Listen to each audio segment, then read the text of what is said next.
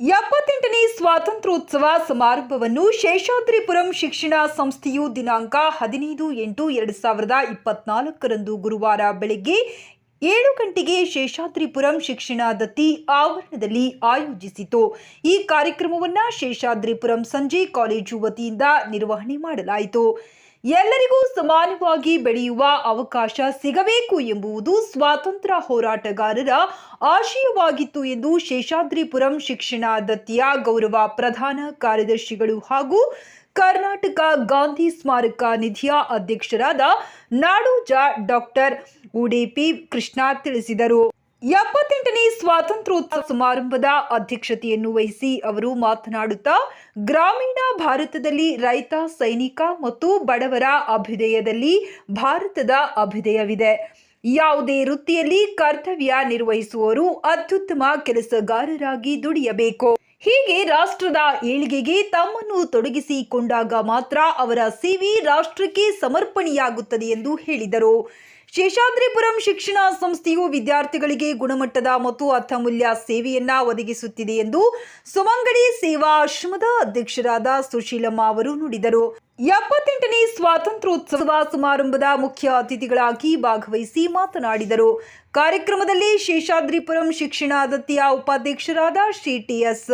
Henjarappa sir, ಗೌರವ ಸಹಾಯಕ ಕಾರ್ಯದರ್ಶಿಗಳಾದ ಶ್ರೀ ಎಂ.ಎಸ್. ನಟರಾಜ್ ಸರ್, ಸಂಜೆ ಕಾಲೇಜಿನ ಆಡಳಿತ ಸಲಹಾ ಮಂಡಳಿಯ ಅಧ್ಯಕ್ಷರಾದ ಶ್ರೀ ಪಿ.ಸಿ. ನಾರಾಯಣ್ ಸರ್, ಧರ್ಮದರ್ಶಿಗಳಾದ Shri B A. Anantharam sir, Shri B C. Lokanath sir ಹಾಗೂ Shri R B. Mrityunjaya sir, Shri N P. Karthik sir ಜೊತೆಯಲ್ಲಿ ಶೇಷಾದ್ರಿಪುರಂ ಸಂಜೆ ಕಾಲೇಜಿನ ಪ್ರಾಂಶುಪಾಲರಾದ ಡಾಕ್ಟರ್ ಎನ್.ಎಸ್. ಸತೀಶ್ ಸರ್ ಸೇರಿದಂತೆ ಅಂಗ ಸಂಸ್ಥೆಗಳ ಪ್ರಾಚಾರ್ಯರುಗಳು, ಮುಖ್ಯಸ್ಥರುಗಳು ಮತ್ತು ಪ್ರಾಧ್ಯಾಪಕರು ಭಾಗವಹಿಸಿದ್ದರು. ಈ ಕಾರ್ಯಕ್ರಮವನ್ನು ಶೇಷಾದ್ರಿಪುರಂ ಸಂಜೆ ಕಾಲೇಜಿನ ಕಚೇರಿ ಸಿಬ್ಬಂದಿಗಳೇ ನಿರ್ವಹಿಸಿದ್ದು ವಿಶಿಷ್ಟತೆಗೆ ಕಾರಣವಾಯಿತು. ನಮ್ಮ ಭಾರತ ದೇಶಕ್ಕೆ ಸ್ವಾತಂತ್ರ್ಯ ಕೊಡಿಸಿದಂಥ ಮಹಾತ್ಮ ಗಾಂಧೀಜಿಯವರಿಗೆ ನಿಮ್ಮೆಲ್ಲರ ಪರವಾಗಿ ನಾನು ಕೋಟಿ ಕೋಟಿ ನಮನಗಳನ್ನು ಅರ್ಪಿಸ್ತಾ ಇದ್ದೇನೆ. ಮೂರನೇದಾಗಿ ನಮ್ಮ ಭಾರತಕ್ಕೆ ಸಂವಿಧಾನವನ್ನು ಕೊಟ್ಟಂಥ ಡಾಕ್ಟರ್ ಅಂಬೇಡ್ಕರ್ ಅವರಿಗೆ ನಾನು ಕೋಟಿ ಕೋಟಿ ನಮನಗಳನ್ನು ಅರ್ಪಿಸ್ತಾ ಇದ್ದೇನೆ. ಈ ಒಂದು ಕಾರ್ಯಕ್ರಮ ಬಹಳ ಅದ್ಭುತವಾಗಿತ್ತು.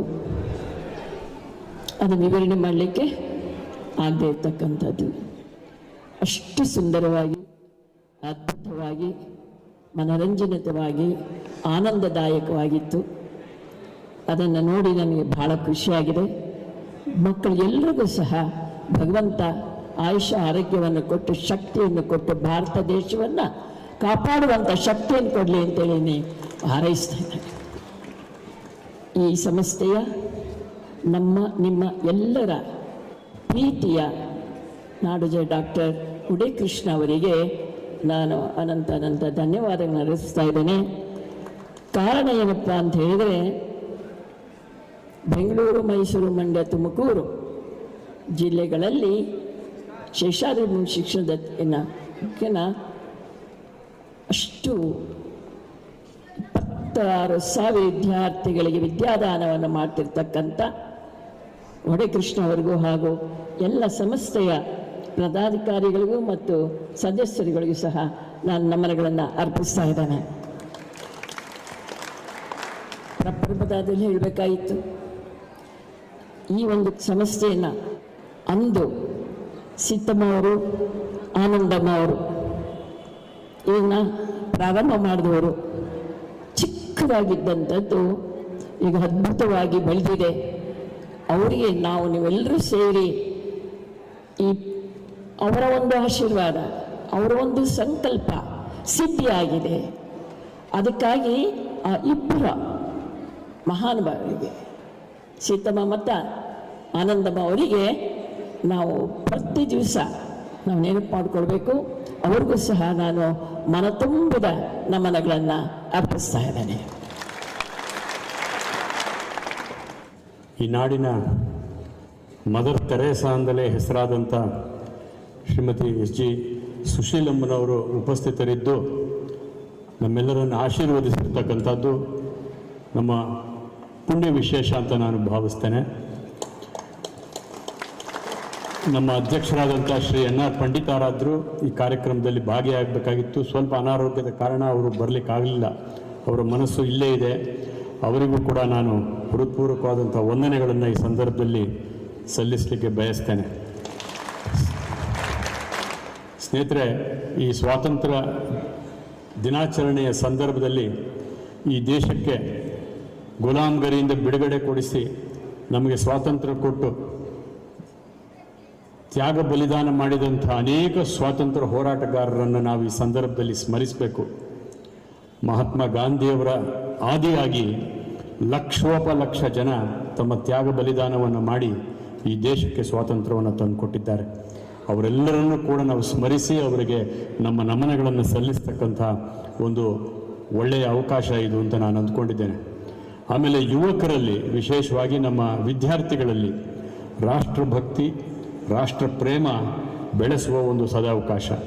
ಇವತ್ತು ನಮ್ಮ NCC ವಿದ್ಯಾರ್ಥಿಗಳ ಕವಾಯತನ್ನು ನೋಡಿ ನನಗಾದರೂ ಒಂದು ದೊಡ್ಡ ಭರವಸೆ ಇದೆ. ಇವತ್ತು ಈ ದೇಶವನ್ನು ಮುಂದೆ ಕಟ್ಟುವಂಥ ಶಕ್ತಿ ನಿಮಗಿದೆ.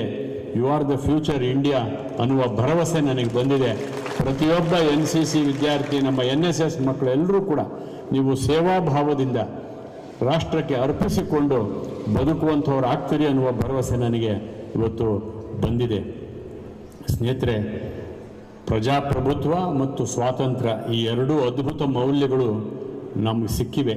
ಇದನ್ನು ಉಳಿಸಿ ಬೆಳೆಸ್ಕೊಂಡು ಹೋಗ್ತಕ್ಕಂಥ we have to protect these two great values of democracy and freedom. So we have to preserve and protect our freedom, and for that we will have to deserve that. ಅದಕ್ಕೆ ನಾವು ಸದಾ ನಾವು ಏನೇ ಮಾಡಿದ್ರು ಕೆಲಸ ಇದು ದೇಶದ ಕೆಲಸ ಅಂತ ಪರಿಭಾವಿಸಿ ಮಾಡುವಂಥದ್ದಾದರೆ we will be really doing great service to the nation ಅಂತ